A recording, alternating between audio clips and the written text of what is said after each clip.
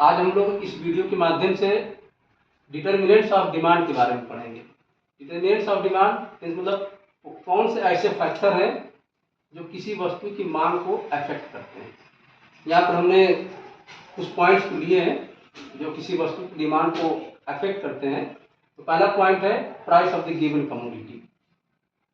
Price of the given commodity means खुद उस वस्तु की प्राइस, किसी वस्तु की प्राइस उसकी डिमांड को अफेक्ट करता है और इन दोनों के बीच में नेगेटिव रिलेशनशिप होता है। यानी किसी वस्तु की प्राइस इंक्रीज करती है तो खुद उस वस्तु की डिमांड डिक्रीज करेगी। यदि वस्तु की प्राइस डिक्रीज करती है तो उसकी डिमांड इंक्रीज करेगी। इट मीन्स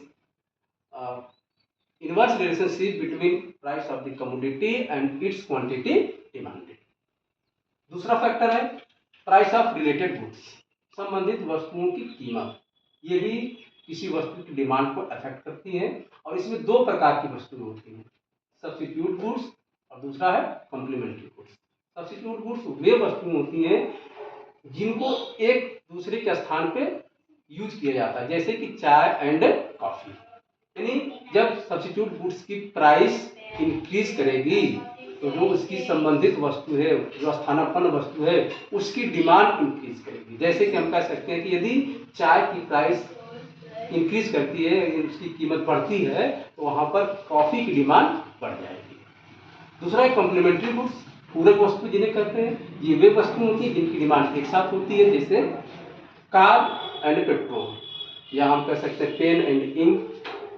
कॉम्प्लीमेंट्री गुड्स के केस में क्या होता है कि जब कॉम्प्लीमेंट्री गुड्स की प्राइस इंक्रीज करेगी तो जो इसकी सब साथ में जो वस्तु डिमांड की जाती है जिसकी, जैसे कि कार है या पेट्रोल है, यदि पेट्रोल की प्राइस या बढ़ती है तो वहाँ पे कार की डिमांड कम हो जाएगी, यानी घट जाएगी। तीसरा है इनकम ऑफ द कंज्यूमर, उपभोक्ता की आय भी किसी वस्तु की डिमांड को अफेक्ट करता है। यदि कंज्यूमर की इनकम चेंज होती है तो वस्तु की डिमांड चेंज होगी कि नहीं, ये डिपेंड करता है नेचर ऑफ द कमोडिटी पे। ये वस्तु का स्वरूप कैसा है, कैसा नेचर है। तो नेचर में मतलब हम यहाँ पर वस्तुओं की बात करेंगे तो एक नॉर्मल गुड्स और एक इंफीरियर गुड्स। तो नॉर्मल गुड्स के केस में क्या होता है कि जब कंज्यूमर की इनकम बढ़ती है तो नॉर्मल गुड्स की डिमांड इंक्रीज करेगी और जब इनकम कम होती है तो नॉर्मल गुड्स की डिमांड डिक्रीज करेगी। यानी हम कह सकते हैं कि नॉर्मल गुड्स के केस में पॉजिटिव रिलेशनशिप होता है।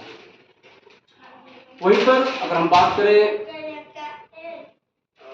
इंफीरियर गुड्स की, इंफीरियर गुड्स के केस में क्या होता है कि जब कंज्यूमर की इनकम बढ़ेगी तो वह इंफीरियर गुड्स की डिमांड को कम करता है, क्योंकि वो घटिया वस्तुओं में आती है, इंफीरियर गुड्स में आती है। डिफेंस गुड्स भी हम कहते हैं जो बहुत घटिया वस्तुएं होती हैं, तो उनकी केस में क्या होता है कि जब कंज्यूमर की इनकम बढ़ती है तो वह जो गिफन गुड्स है या फिर जो इंफीरियर गुड्स है उसकी डिमांड को कम करता है। टेस्ट एंड प्रेफरेंस, उपभोक्ता का टेस्ट और प्रेफरेंस ये भी डायरेक्टली अफेक्ट करता है किसी वस्तु की डिमांड को। अगर उसका प्रेफरेंस है, उसका टेस्ट उस वस्तु के फेवर में है, या हम कह सकते हैं फैशन में, जो फैशन चल रहा है, फैशन के दौर में की बात करें तो अगर ट्रेंड में चल रहा है तो उसको प्रेफर करता है, तो उस वस्तु से रिलेटेड जो वस्तुएं होती है उसकी डिमांड वह इंक्रीज करेगा, अन्यथा की स्थिति में डिमांड डिक्रीज होगी। Expectation of change in price in future, भविष्य में वस्तुओं की कीमत में क्या परिवर्तन होने वाला है, वह भी किसी वस्तु की डिमांड को अफेक्ट करता है। एक्सपेक्टेशन प्रत्याशा मतलब कि भविष्य में यदि किसी वस्तु की प्राइस भविष्य में बढ़ने के आसार है, चांस बढ़ने के हैं भविष्य में, तो प्रेजेंट में उसकी डिमांड इंक्रीज करेगी। यदि फ्यूचर में कंज्यूमर को लगता है कि उस वस्तु की प्राइस डिक्रीज होने के चांस है तो प्रेजेंट में वह उस वस्तु की डिमांड को कम करेगा। छठा है size and composition of population, population का साइज, जनसंख्या का आकार कैसा, कंपोजिशन कैसा है। जनसंख्या का आकार भी मार्केट डिमांड को अफेक्ट करता है। यदि जनसंख्या बढ़ती है तो मार्केट डिमांड या डिमांड इंक्रीज करेगी, या पॉपुलेशन डिक्रीज करती है तो मार्केट डिमांड भी डिक्रीज करेगी। सीजन एंड वेदर, मौसम कैसा है, सीजन कैसा है, वेदर कैसा है, वह भी किसी वस्तु की डिमांड को अफेक्ट करता है। सीजन मीन्स यदि हम सर्दी के मौसम की बात करें, सर्दियों में देखेंगे आपकी जो विंटर या जो वुलन कपड़े हैं, विंटर से रिलेटेड जो कपड़े हैं, वुलन कपड़े हैं, उनकी डिमांड अधिक होती है। गर्मियों के मौसम में कॉटन कपड़े की डिमांड अधिक होती है। 8वां है डिस्ट्रीब्यूशन ऑफ इनकम।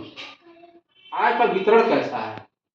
अगर आय का वितरण समान है तो मार्केट डिमांड अधिक होगी, क्योंकि उसमें सबके पास इनकम बराबर है। यदि इनकम का डिस्ट्रीब्यूशन असमान है, उसका जो वितरण है, उसका जो डिस्ट्रीब्यूशन है सही नहीं है, जब वितरण असमान होगा तो कुछ लोग अमीर होंगे और कुछ लोग गरीब होंगे। तो इस केस में जो मार्केट डिमांड है वह कम होती है। Thank you.